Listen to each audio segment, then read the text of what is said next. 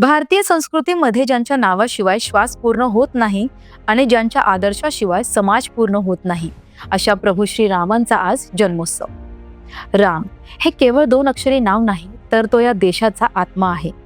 आजच्या विशेष भागात आपण जाणून घेणार आहोत राम जन्माची अद्भुत कथा आणि कन्याकुमारी पासून ते काश्मीर पर्यंत रामनवमी कशी साजरी केली जाते याचा खास आढावा आपण पाहणार आहोत।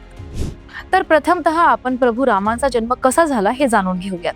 तर अयोध्येचा राजा दशरथ सर्व गुण संपन्न होता, मात्र पुत्र नसल्या कारणाने रघुकुलाचा वारसा मिळावा म्हणून त्याने ऋषी वसिष्ठांच्या सल्ल्यानुसार पुत्र कामेष्टी यज्ञ केला आणि यज्ञातून अग्निदेव प्रकट झाले आणि त्यांनी दशरथाला एक दिव्य प्रसादाची खीर दिली।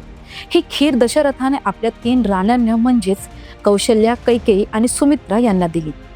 चैत्र महिन्याच्या शुद्ध नवमीला पुनर्वसू नक्षत्रावर आणि कर्क लग्नात जेव्हा 5 ग्रह उच्चस्थानी होते, अशा दुपारी 12 वाजता कौशल्याच्या पोटी साक्षात विष्णूंचा अवतार असलेल्या रामाचा जन्म झाला।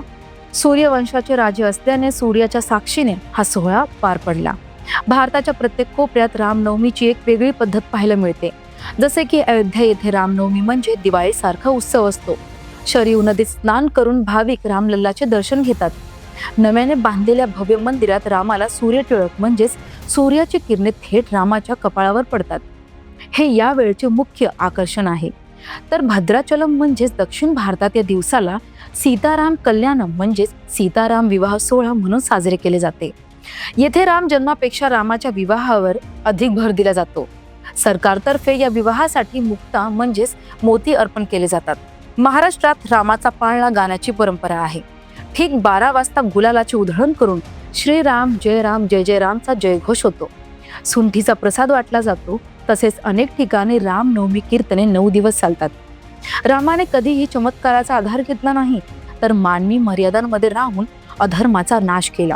राम राज्य म्हणजे केवळ समृद्धी नव्हे, तर तो आहे नैतिकतेचा विजय। चला तर मग या रामनवमीला केवळ मंदिरात दिवे न लावता आपल्या मनातील अंधार दूर करण्याचा प्रयत्न करूया। आपल्यातील वाईट विचारांचा त्याग करून सत्याच्या मार्गावर चालण्याचा संकल्प करूया। अशाच माहितीपूर्ण व्हिडिओसाठी बघत राहा थेट बातमी।